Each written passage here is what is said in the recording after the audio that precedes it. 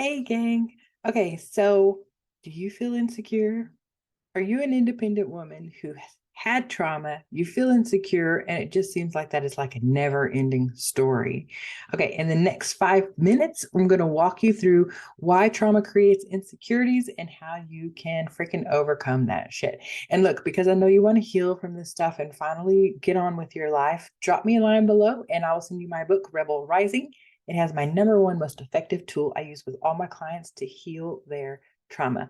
For those of you who don't know me, I'm Contessa Akin. I'm the best emotional well-being coach that there is. I've coached close to 1,000 women over the last 15 years how to heal their trauma, how to calm their nervous system, and empower them to rise up against the odds being their past. And in every video you get from me, you get at least one actionable item you can take today to restore your peace, safety, and trust, the things that were stolen from you when trauma happened in the first place. All right.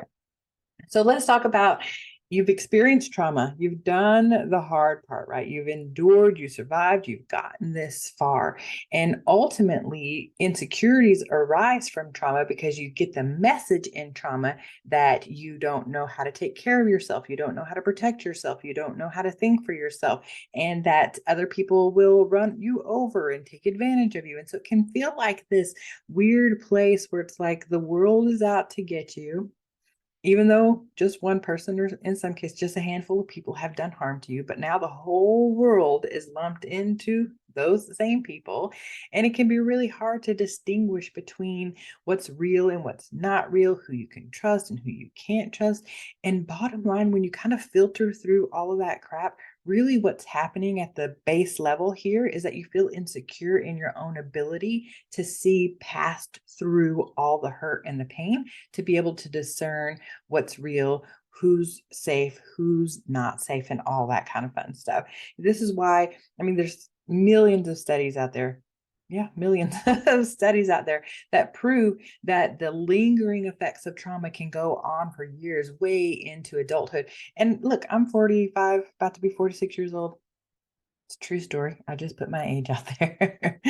And insecurity still pops up for me because of the trauma in my history. And most of the women that I work with in my group coaching program, the thing we deal with is insecurity.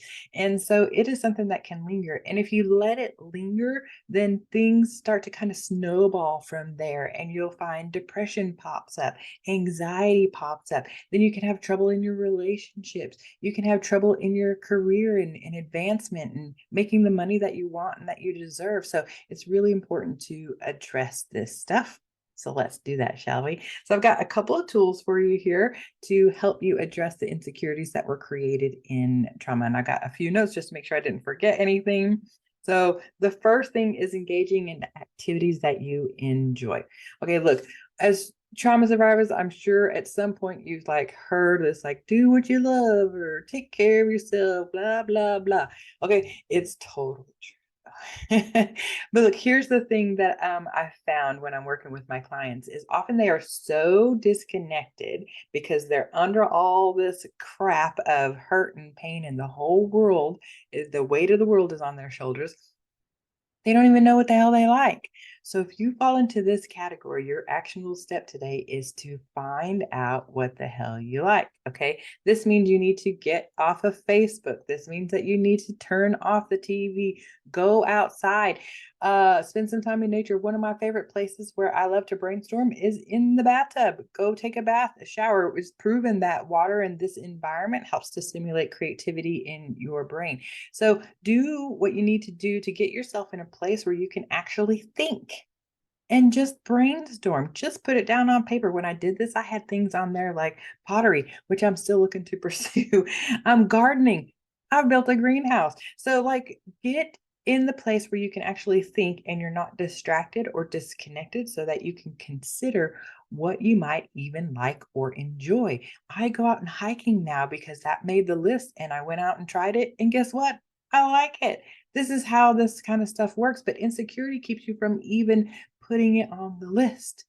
But you don't do that because you keep yourself distracted and numbed out. So turn off Facebook, go ahead and stop the video, whatever you need to do, turn off the TV, go sit outside, get some fresh air, go take a bath, wherever it is that you can think and clear your head, and just make a list of things that you might would enjoy, and then start to attempt those things, put yourself in those situations and see if you actually like it or not. That's how easy that is. All right. Healthy coping skills. Okay, look, trauma creates coping skills that aren't necessarily effective in adulthood. They're usually effective when it comes to dealing with the immediate trauma that you're going through, but 20, 30 years later, not necessarily as healthy anymore for you or needed in that case, right? So it's a time to develop some healthy coping skills, like learning how to sit and feel your emotions. I can't tell you how many times, especially in my group coaching program, that women come to me and they don't even know how to feel their feelings because their coping skill is just to run, hide, fight, shoo, get the hell out of there, right? So if you're in the place where you know that you don't have any great coping skills, then your actionable step for this video is to just sit with your emotions. Don't numb them, don't fight them, don't change them. Just sit with it. Just allow yourself to feel one emotion. Sadness is coming up for me. My dad is going through some health issues, so I've been dealing with a lot of sadness. So I just sit with sadness. It is natural and normal to feel sadness. It's okay to feel sadness. It makes sense to feel sadness. Insert your emotion there and allow yourself to feel that emotion.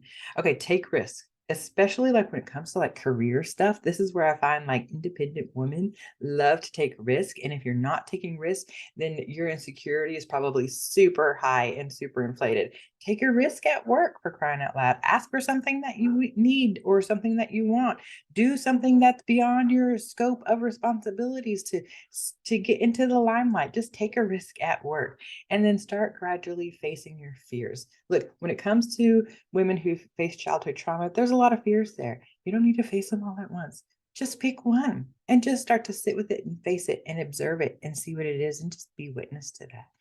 All right, I know you want to heal your trauma. So drop me a line below and I will send you my book, Rebel Rising, where it has my #1 most effective healing tool that I use with all my clients. Have fun. Until next time.